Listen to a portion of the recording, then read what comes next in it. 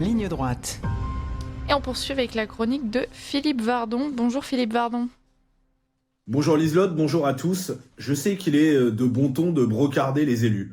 Mieux encore, comble de la démagogie, je vois parfois sur les réseaux sociaux des gens qui sont eux-mêmes élus, qui par ailleurs, avant même cela, ont vécu quelques années en étant salariés dans la politique, mais qui écrivent des messages vengeurs sur les politiciens. Oh, le modeste conseiller municipal et régional que je suis ne cherche pas ici à faire du corporatisme. Bien sûr, les élus doivent être jugés sur leur travail, leur comportement et surtout sur leur courage. Mais moi, ce matin, je vais justement vous parler d'une élue qui devrait tous nous réconcilier avec la politique. Une élue de combat, que dis-je? Une élue de victoire. Et je mets un S à victoire. Cette élue, c'est Anne Sicard. Députée du Val d'Oise, elle est membre du mouvement de Marion Maréchal, Identité Liberté, et elle fait partie du groupe RN à l'Assemblée nationale, où elle siège en tant qu'apparentée. Souvenez-vous, déjà, il y a moins d'un an de cela, en février, Anne Sicard avait livré bataille pour que le parc du Puy du Fou soit intégré dans l'offre du Pass Culture. Alors, précision, le Pass Culture, c'est pas un nouveau protagoniste de Fort Boyard. Le Pass Culture, pour mémoire, c'est un dispositif au titre duquel on alloue à des jeunes une somme jusqu'à 300 € qui doit, en théorie, être dépensée pour des biens culturels. Eh bien, dans le cadre des travaux de la Commission des affaires culturelles de l'Assemblée nationale, Anne Sicard s'était aperçue d'un véritable scandale. Le parc du Puy du Fou était exclu arbitrairement du financement par le Pass Culture. Et cela alors que dans le même temps, la fête de l'UMA, le grand rassemblement communiste, en raison des concerts qui s'y déroulent, est éligible. Révélant l'affaire, interrogeant directement en audition le patron du Pass Culture, mobilisant les médias, Anne Sicard avait contraint Rachida Dati à réagir et avait obtenu l'intégration du parc vendéen au Pass Culture. Voilà qui nous fait donc une victoire, mais j'ai bien dit que je parlais au pluriel. Et là, c'est tout frais, ça date d'hier soir. On est dans la victoire éclair en moins de 2 jours.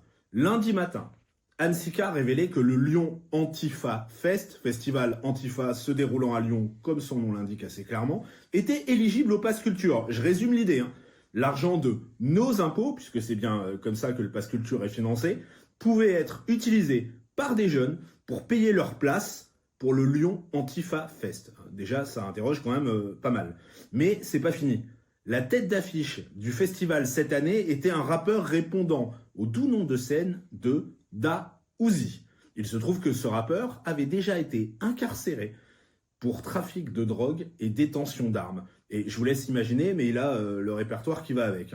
Donc non seulement l'argent des contribuables peut servir à prendre des places et donc à financer un festival d'extrême gauche, mais en plus pour que les ados y retrouvent ce type en concert. Bon, soyons clairs, que l'extrême gauche, les antifas organisent leur festival et une scène musicale active, ça les regarde. Je vous étonnerai pas trop d'ailleurs en vous disant que ce que je regrette, c'est plutôt qu'on ne le fasse pas davantage à droite. Mais en revanche, il est aussi évident que ça ne doit pas être aux impôts des Français de payer ça. Et j'ai donc parlé d'une nouvelle victoire. Que découvrait-on hier soir en titre du quotidien de la région lyonnaise Le Progrès? Un festival antifasciste lyonnais éligible au Pass Culture. Le ministère fait marche arrière. Et dans l'article, je cite encore, en fin de journée, ce mardi 4 novembre, le ministère de la Culture a retiré l'éligibilité de l'Antifa Fest au Pass Culture. Et encore, c'est une députée du parti Identité Liberté présidée par Marion Maréchal qui a allumé la mèche lundi en dénonçant sur X un concert Antifa et anti-police financé par le Pass Culture. Moi, c'est simple, je propose que désormais, on surnomme Anne Sicard, Anne Pass Culture Sicard en fait. J'évoque Anne Sicard, je pourrais aussi parler du travail des autres députés marionnistes, Eddy Casterman qui mène le combat pour la ruralité, contre l'écologie punitive, Thibaut Monnier, député de la circonscription de Crépol, qui se bat bien sûr pour la mémoire de Thomas, contre le racisme anti-blanc, et qui a aussi révélé la semaine dernière les propos scandaleux d'un député franco-algérien de LFI qui a déclaré tout simplement « Harki, ça veut dire traître ». Et bien sûr, derrière eux, derrière Anne Sicard, il y a des assistants, il y a une équipe de collaborateurs. Je tenais aussi à vous expliquer tout cela, à mettre en lumière cette nouvelle victoire obtenue par Anne Sicard, parce que je sais que parfois, et même certains sans malveillance, peuvent se demander ce que pèsent 3 députés Identité-Liberté. Cette affaire, c'est à la fois la démonstration et la réponse. Alors bien sûr, Il y a des élus qui méritent l'opprobre, et sans doute même, pour un certain nombre, bien pire que ça.